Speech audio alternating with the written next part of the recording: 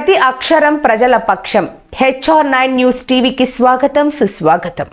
ప్రతిరోజు వేల టన్నులు అక్రమ కలప కళ్ళ ముందే సామిలులకు ఇటుక పట్టేలకు రవాణా.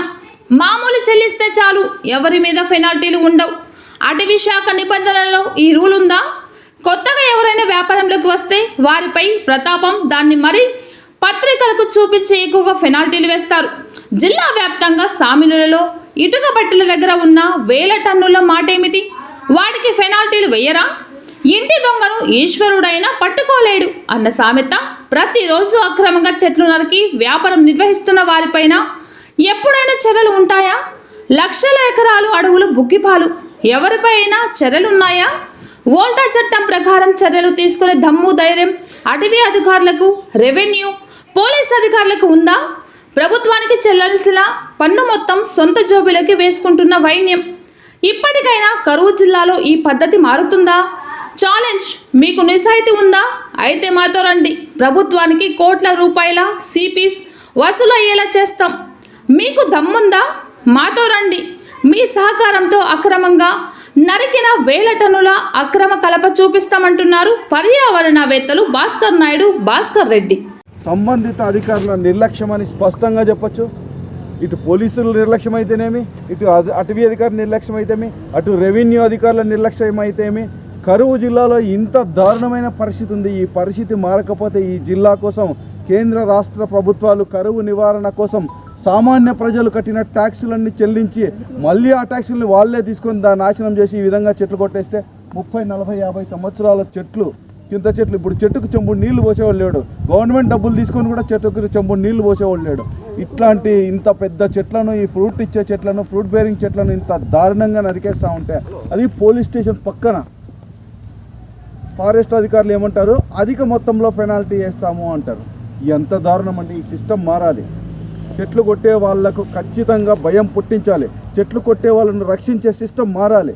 మామూలు ఇచ్చే వాళ్ళను కాపాడే సిస్టమ్ మారాలి. కరువు జిల్లాలో చెట్టు ముట్టుకుంటే ఇంకా పెద్ద ఎత్తున పెనాల్టీ పడితే మర్డర్ కేసులు పెట్టాలి. చెట్టు నరికిన వాడి మీద మర్డర్ కేసు పెట్టినప్పుడు మాత్రమే ఈ సిస్టమ్ మారుతుంది. ఇది గవర్నమెంట్ దీనికి అనుకూలంగా తీసుకురావాలని చెప్పి తెలియజేస్తున్నాను. జై హింద్. అందరికీ నమస్తే. మనం లేపాక్షిలో గత 6 నెలలుగా చూస్తున్న దౌర్భాగ్యం ఇది. డిఎఫ్ఓ గారు ఏమి చేస్తున్నారండి? మీరు మాఫియా రన్ చేసుకుంటూ ఇదేమన్నా కరెక్టా?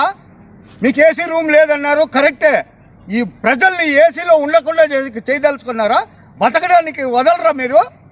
ఏం చేయాలనుకున్నారు? అనంతపురం డిస్టిక్ని చెట్లు నరికి పెనాల్టీ వేయడము నరకుండా చూడండి స్వామి. ఫస్ట్ ఏంటిది? మీకు చేత కాకపోతే లీవ్ పెట్టి వెళ్ళిపోండి. ఎవడో ఒకడు వస్తారు రక్షించే అధికారి. ఎందుకండి మీరు ఇట్లా చేస్తున్నారు? అక్కడ చూస్తే 100 చెట్లు, మొన్న చూస్తే 11 చెట్లకి వేశారు. ఇక్కడ మరి చూస్తే 12 చెట్లు, 20 చెట్లు, మళ్ళీ 8 చెట్లు. చెట్లు అంటే మీకు ఏందండి? అడవులు పీకి అమ్ముకుంటున్న మీకు చెట్ల వాల్యూ ఏమి తెలుస్తుంది స్వామి? ఏమి చదివారండి మీరు? ఫస్ట్ చెప్పండి. ఏం చేయాలనుకున్నారు? ఇది లేపాక్షి స్వామి, పర్యాటకుల కేంద్రం. ఇది బతకడానికి ఆక్సిజన్ ఇవ్వండి స్వామి. ఎందుకు మీరు ఇలా చేస్తున్నారు? ఇది కరెక్ట్ గా డిఎఫ్ఓ గారు, మీ చేత కాకపోతే లీవ్ పెట్టి వెళ్ళిపోండి. మీరు ఉండడానికి ఈ డిస్టిక్లో అర్హత లేదు. మేము అడిగితే మా మీద కేసులు పెడతారండి. మీరు పెట్టండి, ఎన్ని పెడతారో. ఏంటండి మీరు చేయడము? ఇదేమన్నా కరెక్టా? చెప్పండి. మీరు రండి, అడి నుంచి కదిలి రాలేరా?